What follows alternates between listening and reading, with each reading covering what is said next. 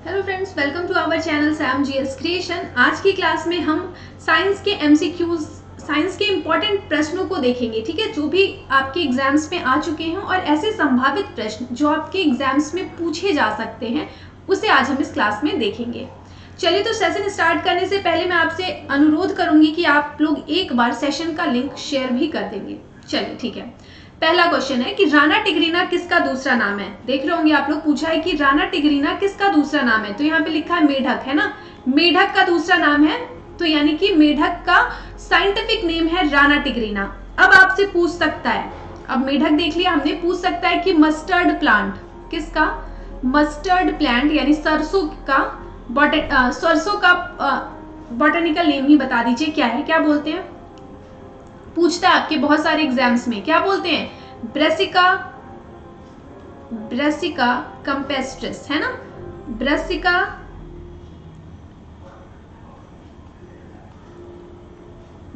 Campestris किसका है, ये मस्टर्ड प्लांट का।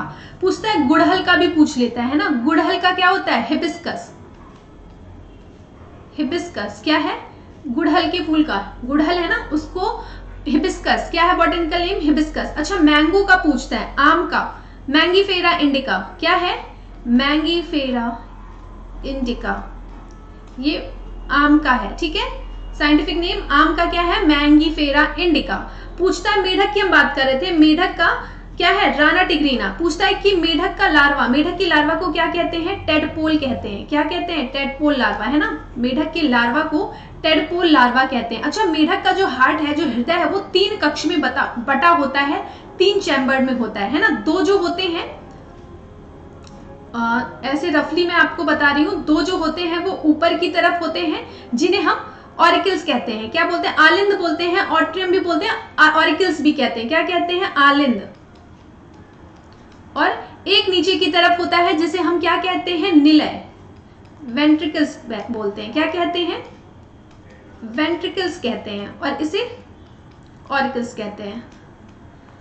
तो ये पूछता है, ये क्वेश्चन बहुत बारी पूछा है कि मेढक का हृदय कितने भागों में बटा होता है, 3 कक्ष में बटा होता है। ऊपर की तरफ 2, एक नीचे की तरफ, ऊपर वाले को ऑरिकल्स, नीचे वाले को वेंट्रिकल्स कहते हैं। और एक बात बता दूं आपको कि जो मेल मेढक होता है, यानी मेल जो फ्रॉग होता है ना, उसकी साइज जो होती है वो फीमेल से आकार में छोटी होती है। ठीक है, तो ये भी आप याद रखेंगे। और एवरेज साइज अगर पूछ लेता है कभी कि एवरेज साइज होती कितनी है, तो एवरेज साइज जो होती है वो 0.4 इंच से लेके कितनी होती है, 12 इंच तक होती है। ठीक है, 12 इंच तक, यानी 9.8 मिलीमीटर से लेके 30 सेंटीमीटर तक इसका रेंज होता है। एवरेज साइज होती है किसकी, मेढक की।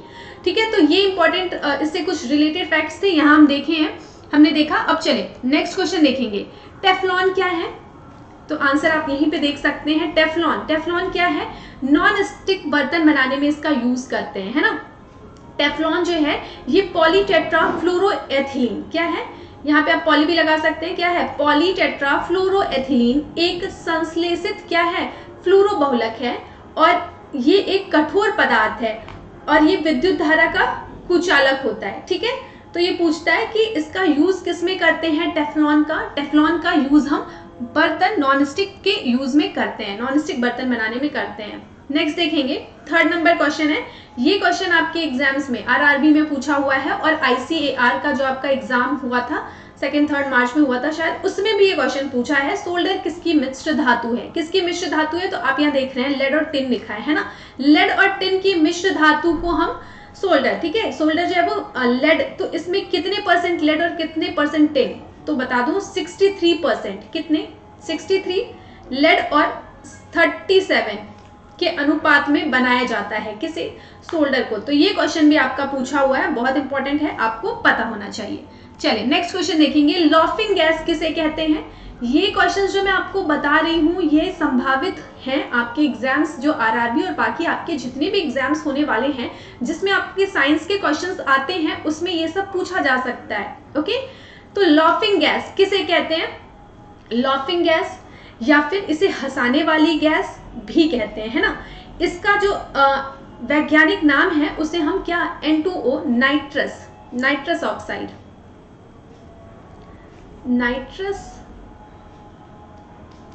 नाइट्रस ऑक्साइड कहते हैं, ठीक है। और ये एक रंगहीन गंधहीन गैस है। कभी कभी पूछता है इसकी खोज किसने की थी, तो इसकी खोज जो है वो किसने की थी, जोसेफ प्रिस्टले ने की थी 1793 में। कब की थी, 1793 में। बाद में जो है वो हम्फ्री डफी, किसने, यहाँ देखेंगे हम्फ्री डेवी, किसने, हम्फ्री डेवी ने इस पे प्रयोग किया और उन्होंने देखा कि जो लोग भी इसे ज्यादा देर तक सूंघ लेते हैं ना वो हंसने लगते हैं, ठीक है। तो उसका कारण क्या है, इसका कारण ये है कि ये गैस जो है वो रक्त में मिलकर मस्तिष्क के जो हंसी वाला जो केंद्र होता है ना वहां पे डायरेक्ट जाती है और उसे उत्तेजित करती है, मस्तिष्क के हंसी वाले केंद्र को उत्तेजित करती है।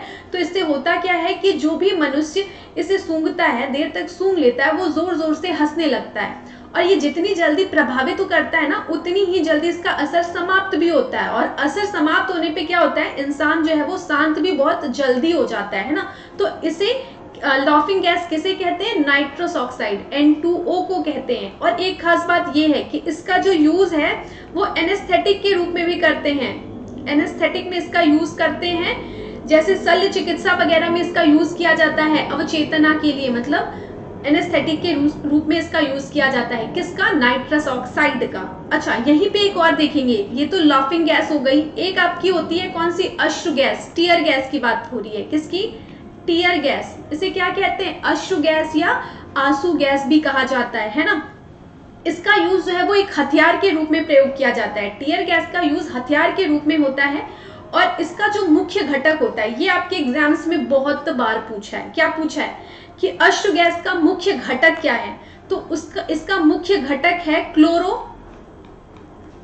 क्या है, क्लोरोपिक्रीन जो है वो इसका मुख्य घटक है, किसका, अश्रु गैस का, टीयर गैस का, ठीक है। क्लोरोपिक्रीन इसका मुख्य घटक है। और इसका रासायनिक सूत्र क्या होता है, CCl3NO2। क्या होता है, CCl3NO2 जो है वो क्लोरोपिक्रीन का रासायनिक सूत्र है। और ये अश्रुस्रावक, क्या है, अश्रुस्रावक गैस है जो क्या करती है, त्वचा और श्वसन तंत्र के लिए यानी स्किन और रेस्पिरेटरी सिस्टम के लिए बहुत हानिकारक होती है टीयर गैस, ठीक है। तो जब भी लड़ाई वड़ाई होती है तो लोग टीयर गैस छोड़ देते हैं, अश्रु गैस छोड़ देते हैं।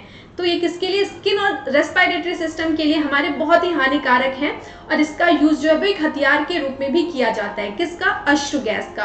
और लाफिंग गैस, इसका यूज एनेस्थेटिक के रूप में किया जाता है, ठीक है। नाइट्रस ऑक्साइड, लाफिंग गैस, और इसका टीयर गैस का मुख्य घटक क्या है, क्लोरोपिक्रीन। इंपॉर्टेंट क्वेश्चन था। चलिए यहाँ देखेंगे, किसका दिल 3 भागों में विभाजित होता है, ये तो मैंने आज ही बताया आपको कि किसका दिल, एम्फीबियंस, उभयचर का जो दिल होता है वो 3 भागों में विभाजित होता है ना। फ्रॉग की बात कर रहे हैं, मैंने अभी आपको बताया एम्फीबियंस का जो हार्ट होता है वो 3 भागों में, 3 चैम्बर्ड होता है। ऊपर की तरफ 2 ऑरिकल्स होते हैं और नीचे एक वेंट्रिकल्स होता है, यानी 2 आलिंद और एक निलय, ठीक है, इसमें विभाजित होता है। अब किसका हार्ट जो है वो, किसका हार्ट 2 चैम्बर्ड होता है, 2 चैम्बर्ड किसका होता है, फिशेस, मछलियों का।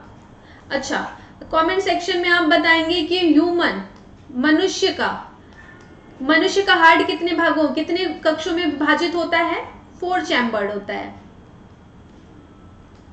चलिए क्या बताएंगे, मैंने बता दिया। ह्यूमन जो होता है, मनुष्य का हृदय जो है वो 4 भागों में विभाजित होता है, ठीक है। चलिए, एलपीजी का मुख्य घटक कौन सी गैस है, तो आपको पता ही है, प्रोपेन एंड ब्यूटेन। क्या है, प्रोपेन एंड ब्यूटेन एलपीजी के मुख्य घटक हैं, ठीक है। एलपीजी यानी लिक्विफाइड पेट्रोलियम गैस, एलपीजी, और इसका मुख्य घटक क्या है, प्रोपेन एंड ब्यूटेन। अब सीएनजी इसका इस्तेमाल किसमें होता है, सीएनजी यानी कि compressed natural gas, compressed natural gas इसे बोलते हैं संपीड़ित प्राकृतिक गैस। इसका मुख्य घटक अगर पूछता है आपसे क्या है सीएनजी का, तो मीथेन है। क्या है, CH4, मीथेन जो है वो सीएनजी का मुख्य घटक है। और इसका यूज किसमें, वाहनों में ईंधन के रूप में यूज किया जाता है ना सीएनजी का। चलिए, एक होता है एलएनजी भी होता है, एलपीजी, सीएनजी, एलएनजी भी होता है। क्या होता है, लिक्विफाइड नेचुरल गैस। इस तरलीकृत, हिंदी में क्या बोलेंगे, तरलीकृत प्राकृतिक गैस। इसका ये एक प्रकार का ईंधन है जिसका गाड़ियों मोटर वाहनों में इसका इस्तेमाल किया जाता है। किसका? लिक्विफाइड नेचुरल गैस का। ठीक है, चलिए नेक्स्ट क्वेश्चन देखेंगे। ग्वाइटर रोग क्यों होता है? बताइए, ग्वाइटर रोग क्यों होता है, किसकी कमी से होता है? आपको पता है, ग्वाइटर यानी घेघा की बात कर रहा है। इसे क्या बोलते हैं? घेघा रोग भी कहते हैं, है ना। किसकी कमी से होता है? आयोडीन की कमी से होता है। होता क्या है ना, थायराइड ग्रंथि जो होती है, थायराइड ग्लैंड जो होती है, उसमें सूजन आ जाती है। किसकी कमी से? आयोडीन की कमी से। अच्छा, स्कर्वी रोग, स्कर्वी रोग किसकी कमी से होता है? स्कर्वी रोग किसकी कमी से होता है? हाँ, सबको पता होगा, है ना। विटामिन सी किसकी कमी से? Vitamin C. बेरी किसकी कमी से होता है? विटामिन B1 की कमी से होता है। रिकेट्स किसकी कमी से होता है? विटामिन डी की कमी से होता है ना। रिकेट्स की बात कर रही हूँ, रिकेट्स विटामिन डी की कमी से होता है।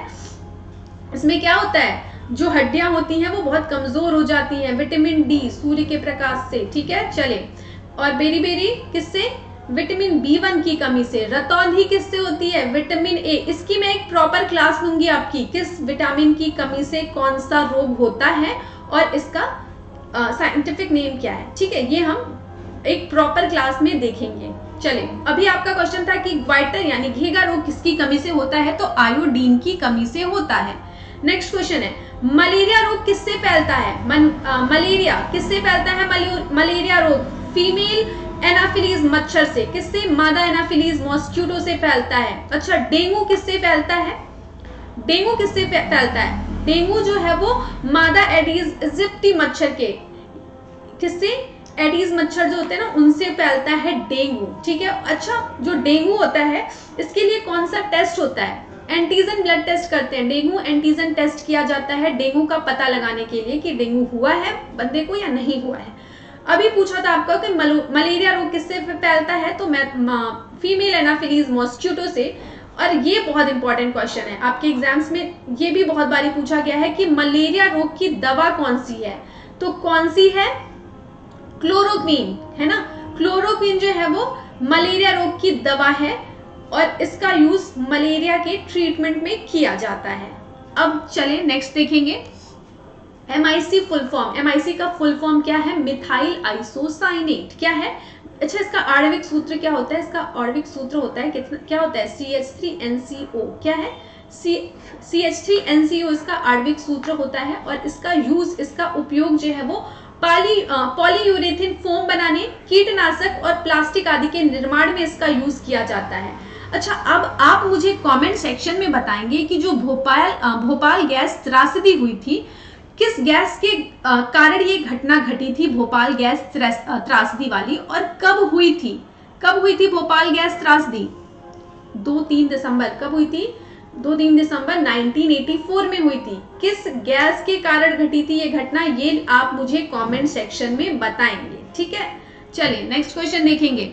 यूरिया, फॉर्मूला क्या है यूरिया का? ये आपके RRB में पूछा था। ठीक है, बताइए यूरिया। इसे यूरिया का एक और नाम है कार्बामाइड भी बोलते हैं। क्या कहते हैं? कार्बामाइड। ये भी क्वेश्चन आया हुआ है। यूरिया को हम क्या कहते हैं? कार्बामाइड कहते हैं। और इसका फॉर्मूला होता है NH2CONH2। लिखा तो है ही, NH2CONH2 जो है वो इसका क्या है? इसका फॉर्मूला होता है। यूरिया की खोज किसने की थी? फ्रेडरिक होलर ने की थी। किसने की थी? फ्रेडरिक होलर ने की थी। अच्छा, एक सवाल, यूरिया का निर्माण कहाँ पे होता है? यूरिया का निर्माण यकृत में होता है। कहाँ पे?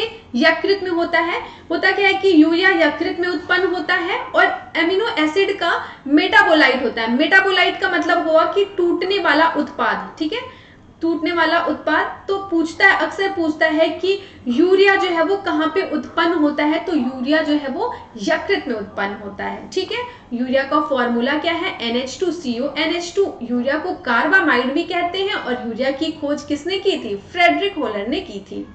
ठीक है, तो अगर आपको वीडियो पसंद आई है तो आप लोग बिल्कुल, ये जो क्वेश्चंस हैं आपकी, जो साइंस के जो क्वेश्चंस हैं, ये संभावित प्रश्न है, आपके एग्जाम्स में पूछे जा सकते हैं।